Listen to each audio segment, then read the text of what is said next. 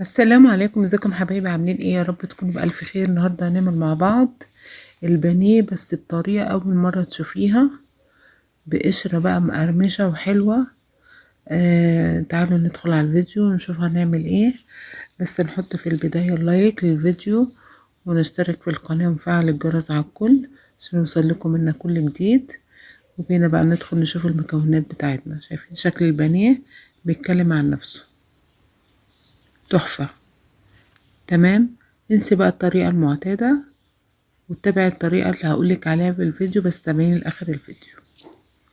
انا هجيب بولة واحط فيها البهارات بتاعتي: ملح، فلفل، توم باودر، وبصل باودر، وبابريكا وكاري، وبهارات فراخ، وصلصة، ودبس رمان، ومستردة.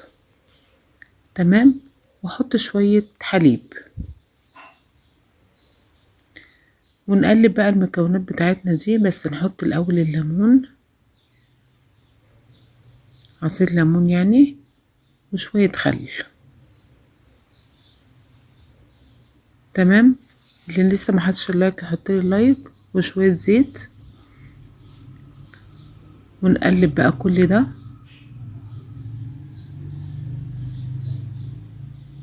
طبعا احنا غاسلين الفراخ بتاعتنا كويس قوي ونقعينها في محلول النقع عشان الزفاره. وننقع، يفضل ان احنا ننقع الفراخ بتاعتنا من بالليل، يا اما 3 4 ساعات كده، تديكي نتيجه حلوه قوي. عندنا بقى صدور الفراخ اللي انتوا شايفينها دي.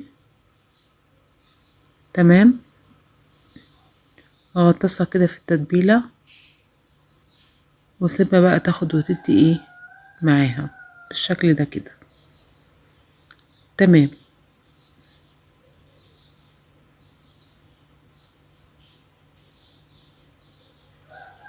تمام كده ضمنت ان هي اتشربت كلها.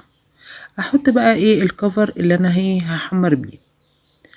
عندي 3 معالق نشا، عندي كوبايتين دقيق، ونفس التوابل هحطها على الكفر على كيس كده. تمام، وابتدي بقى ايه اخلط ايه الدقيق بالنشا كده، اقلبهم كويس. تمام كده.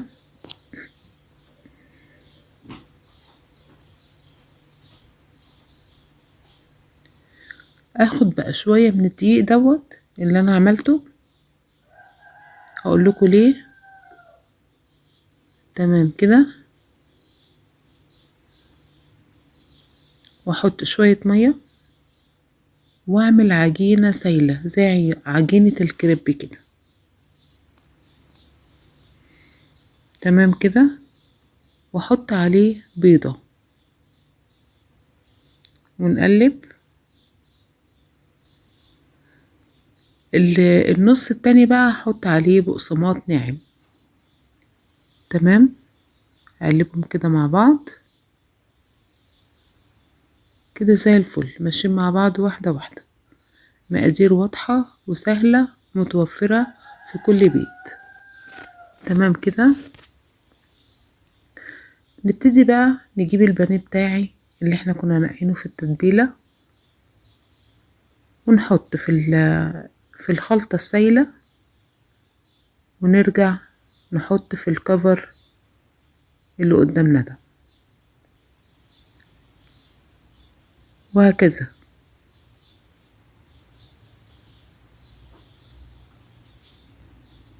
تمام كده،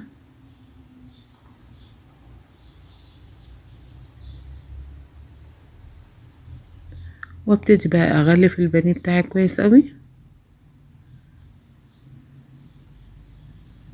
تمام كده، واضغط على القشرة، واضغط قصدي وانا بتبل بحط الكفر بتاع البانيه، اضغط عليه بايديا. تمام، وفي الاخر انفضه ونحطه بقى في زيت غزير سخن، ونحمره ونشوفه مع بعض كده. طريقة حلوة قوي اتبعيها، هتخلي لك طعم البانيه مختلف تماما عن اللي انت بتعمليه. اللي لسه ما حطليش اللايك حط اللايك، واكتب كومنت حلو، بتفرج عليا من انهي بلد. يا رب فيديوهاتي تكون بتعجبكم. لو عايزين اي حاجة قولولي في التعليقات.